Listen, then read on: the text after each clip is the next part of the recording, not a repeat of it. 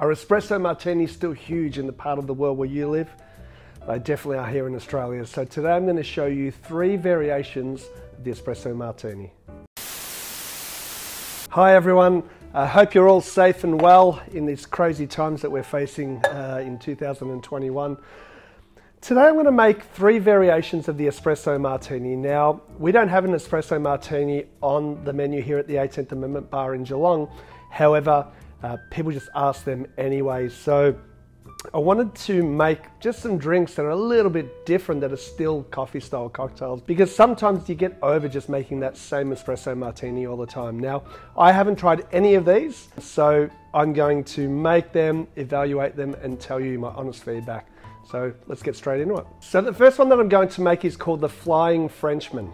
It was created by Andy Mill at the London Cocktail Club in 2014. So why is it called the Flying Frenchman? I'm not really sure. It probably has something to do with that it has 30 mils of Liqueur, Verte, French Absinthe in there.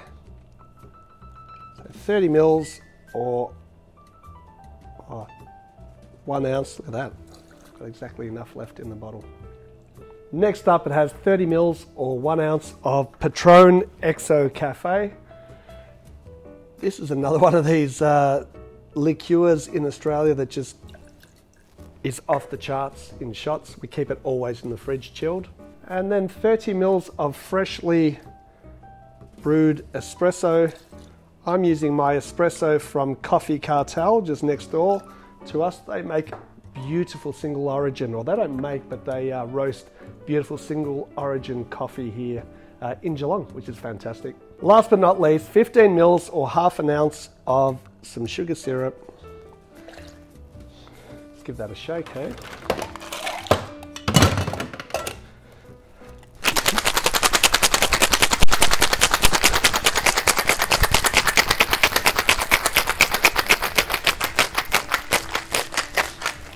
Okay, so a lot of people freak out here in Australia putting absinthe in a cocktail, and that is because predominantly it was drank a lot in Australia in a drink or a shot called the ABC shot, which was equal parts Bacardi 151, absinthe and green chartreuse. But we're going to change that stereotype and get people drinking a little bit more absinthe. Now, if you want to learn a little bit about absinthe, the link right here, What is Absinthe, is one of my old videos. Check it out. So we're going to double strain that into a Angie Camorra glass.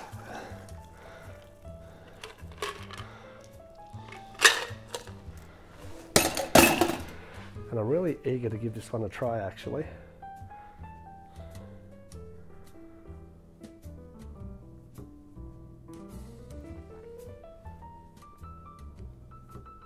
Oh wow, that is way better than what I expected.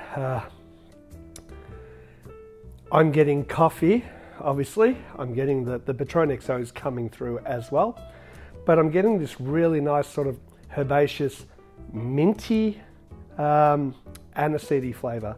More mint for some reason than aniseed. It is absinthe is a pastis. It does taste a little bit like sort of ouzo and pernod and so forth, but I wouldn't have ever thought matching that with coffee. It really works. It's even better second time around. It's kind of strange. It reminds me a little bit of a Southside.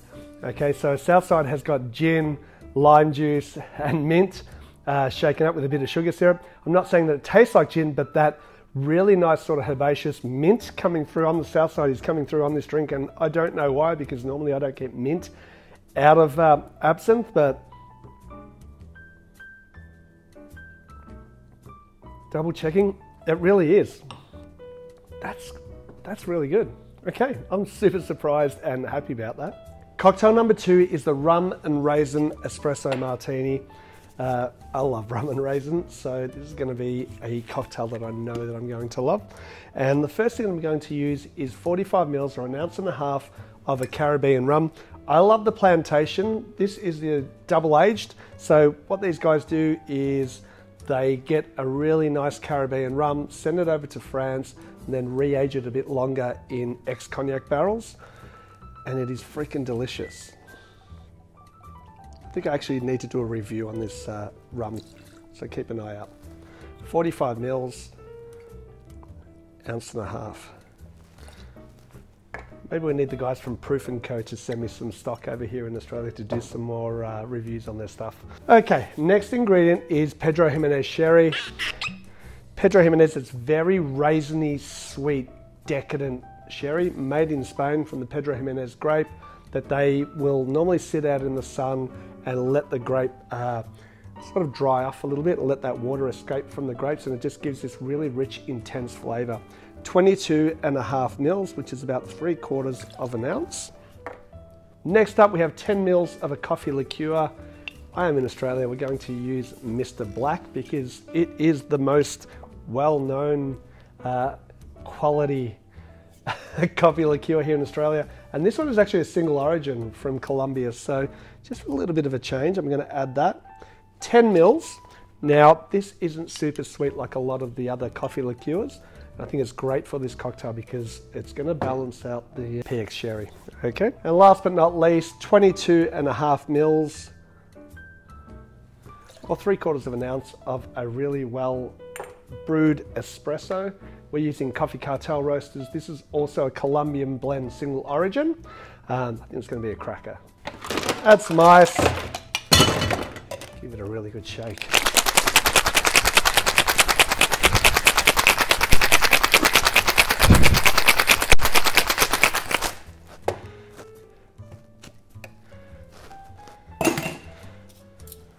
All right.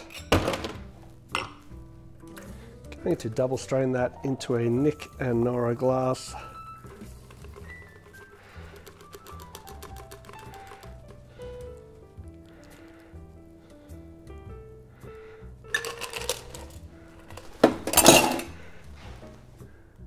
That looks really good. Okay, so we would normally put 3 coffee beans as a garnish. I'm not going to bother because I'm going to drink it straight away. Give it a try.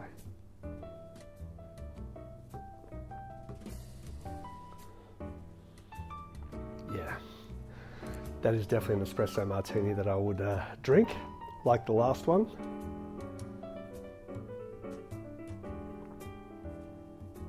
Oh, that's really good. All right, the rum is obviously the hero of this, as well as the coffee. That Mr. Black is definitely coming through. What it's doing is it's just adding a little bit more oomph of coffee to the espresso, but without adding any, I guess, sweetness to it. Then that raisiny flavor just finishes off in that finish. All I'm getting now is a really coffee sort of raisiny mouth taste, feel, whatever you want to call it, in the back of my throat and mouth. It's really, really good. It's kind of weird. As soon as I stop drinking it, it kicks in just a little touch of bitterness, not a lot, bitterness in a good way that makes you automatically just want to drink it again.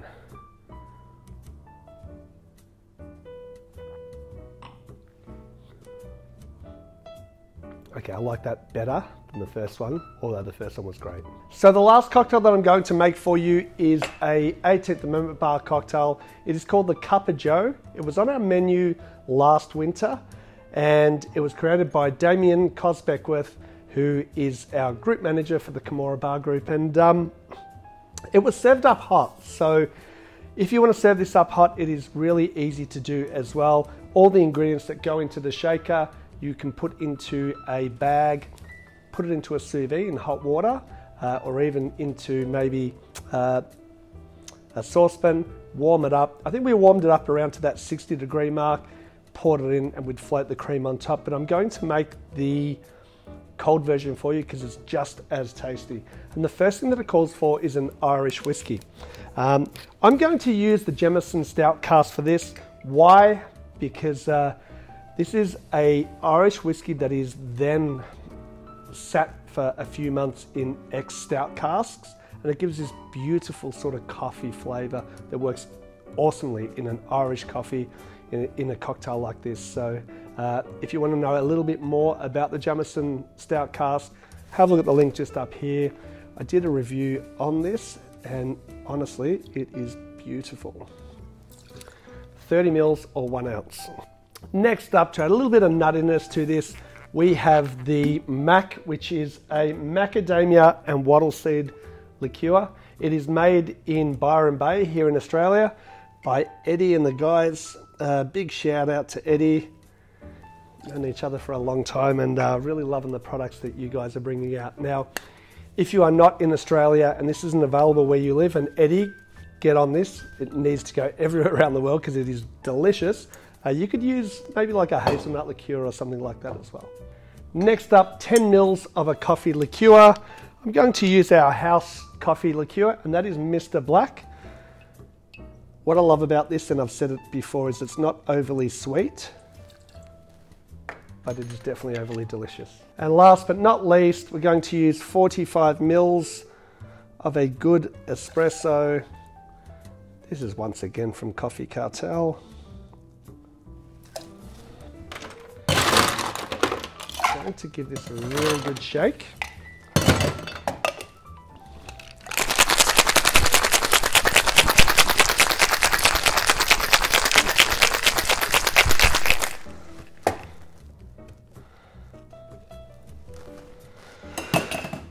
All right.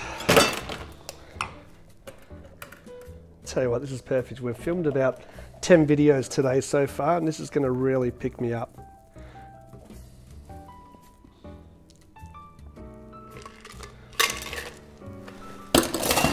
Okay, now what do? We top it off, as they would like an Irish coffee, with a cream. However, what we do is we normally use a vanilla ice cream, which we melt down into a cream canister gun. But the guys from Brookies were here during the week, and Damien decided to make a wattle seed ice cream, just to float on top. I never got to try it. This will be the first time.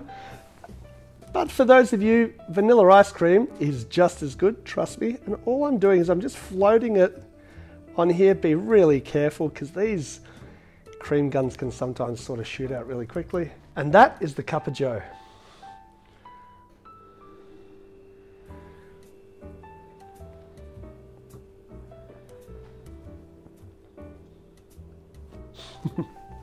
It's a bit messy. Okay.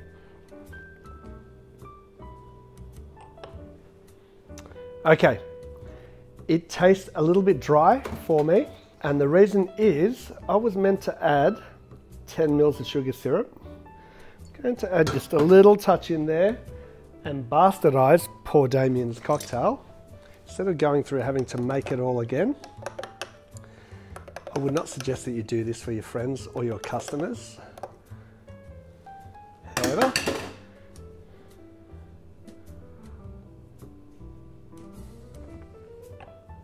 bang, totally different. Okay, 10 mils of sugar syrup. Beautiful. The Irish whiskey, I love it because it's just something totally different to vodka with the original Espresso Martini. The stout cask works extremely well with it. I would even say like perfectly with it. But the main thing about this is definitely that macadamia liqueur with the wattle seed. It makes it totally Australian. The Mr. Black, you know, it's just probably one of the best coffee liqueurs out there in the world, and it is a really good cocktail. And Damien, hats off to you by making that wattle seed ice cream. It definitely changes the cocktail once again, just puts it on another level. This is definitely something worth trying, and if you can, make it hot, because it is even better. Guys, please like, subscribe. Give me another variation of an Espresso Martini if you have one. I'd love to hear from you in the comments section. Please stay safe, and we'll see you again soon on Let's Talk Drinks.